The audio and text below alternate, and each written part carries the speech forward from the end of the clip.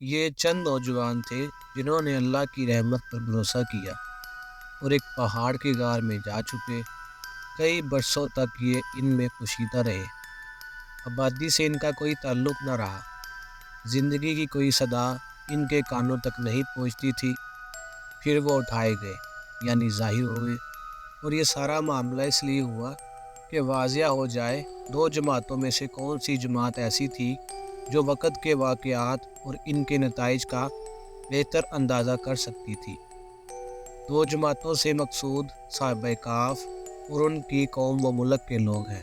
دوستو، star one رضی T V پر آپ کو خوش آمدید کہتے ہیں۔ نئے آنے والے دوستوں سے گزارش ہے کہ وہ چینل کو سبسکرائب کر لیں، لائک اور فالو کر لیں۔ ایک گمراہ اور ظالم قوم سے چند حق پرست نوجوانوں کا کنارہ کشی کر لینا اور ایک پہاڑ کے غار میں جا کر پوشیدہ ہو جانا۔ اس کی قوم چاہتی تھی کہ یہ انہیں سنسار کر دے یا جبراً اپنے دین میں واپس لے آئے۔ انہوں نے دنیا چھوڑ دی مگر حق سے منہ نہ موڑا۔ جب وہ غار میں اٹھے اس کا اندازہ نہ کر سکے کتنے عرصے تک یہاں رہے ہیں۔ انہوں نے اپنا ایک آدمی شہر میں کھانا لانے کے لیے بھیجا اور کوشش کی یہ کسی کو خبر نہ ہو، لیکن حکمت الہی کا فیصلہ دوسرا تھا۔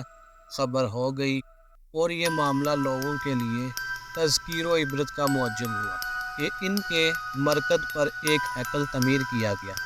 مسیح مذہب کے ابتدائی فنوں میں متعدد واقعات ایسے گزرے ہیں کہ عیسائیوں نے مخالفوں کے ظلم و وحشت سے تنگ آ کر پہاڑوں کے غاروں میں پناہ لے لی اور آبادیوں سے کنارہ کش ہو گئے، یہاں تک کہ وہ وہیں وفات پا گئے۔ ایک عرصے کے بعد ان کی نعشیں برآمد ہوئی، چنانچہ ایک واقعہ قدرون کے طرف میں گزرا تھا، ایک انطاکیہ کی طرف منسوب ہے۔ ایک افس میں بیان کیا جاتا ہے کہ یہاں سوال یہ پیدا ہوتا ہے کہ سورہ میں جو واقعہ بیان کیا گیا وہ کہاں پیش آیا۔ قرآن نے کہف کے ساتھ الرقیم کا لفظ بھی بولا ہے اور بعض ائمہ تابعین نے اس کا یہی مطلب سمجھایا تھا کہ یہ ایک شہر کا نام تھا، لیکن چونکہ اس نام کا کوئی شہر عام طور پر مشہور نہ تھا، اسی لیے اکثر مفسر اس طرف چلے گئے کہ یہاں رقیم کے معنی کتابت کے ہیں، لیکن اگر انہوں نے تورات کی طرف رجوع کیا ہوتا تو معلوم ہو جاتا کہ الرقیم وہی لفظ ہے جسے تورات میں راکیم کہا گیا ہے، اور یہ فی الحقیقت ایک شہر کا نام تھا جو آگے چل کر پیڑا کے نام سے مشہور ہو گیا اور عرب میں اسے بترا کہنے لگے۔ عالمگیر جہانگیر کے بعد آثار قدیمہ کی تحقیقات کے جو نئے گوشے کھلے ہیں ان میں سے ایک پیڑا بھی ہے، اور اس کے انکشافات نے بحث و نظر کا ایک نیا میدان مہیا کر دیا۔ جزیرہ نما سینا اور خلیج عقبہ سے سیدھے شمال کی طرف بڑھیں تو پہاڑی سلسلہ متوازی شروع ہو جاتا اور سطح زمین بلندی کی طرف اٹھنے لگتی ہے۔ یہ علاقہ تنبی قبائل کا علاقہ تھا اور اس کی ایک پہاڑی سطح پر رقیم نامی شہر۔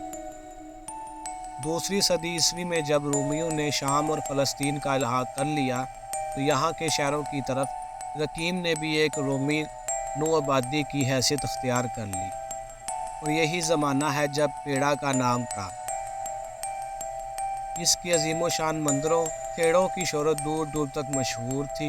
640 عیسوی میں جب مسلمانوں نے یہ علاقہ فتح کیا تو رقیم کا نام بہت کم زبانوں یہ رومیوں کا پیڑا اور عربوں کا بترا تھا۔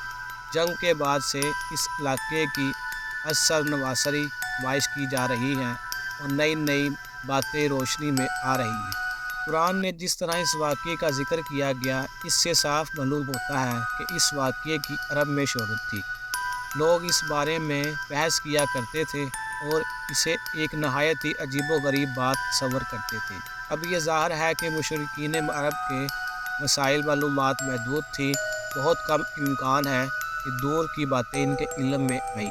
بس ضروری ہے کہ یہ قرب وجود ہی کی کوئی بات ہو اور ان لوگوں کی زبانی سنی جا سکے۔ بہرحال جب ظالم بادشاہ تقیانوس مر گیا اور سلطنتیں بدلتی رہی، پھر ایک نیک دل بادشاہ آیا جس کا نام بیتروت تھا، وہ تخت نشین ہوا اور وہ اپنی قوم کو آخرت پر ایمان نہ رکھنے کی وجہ سے بہت پریشان تھا، اور اس نے اللہ سے دعا کی، اے اللہ ان کو کوئی ایسی نشانی دکھا کہ ان کا ایمان جاگ جائے۔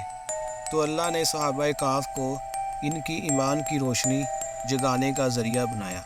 یہ سب واقعے کے بعد اللہ پاک نے صحابہ کہف اور ان کے کتے کو بھی موت دے دی۔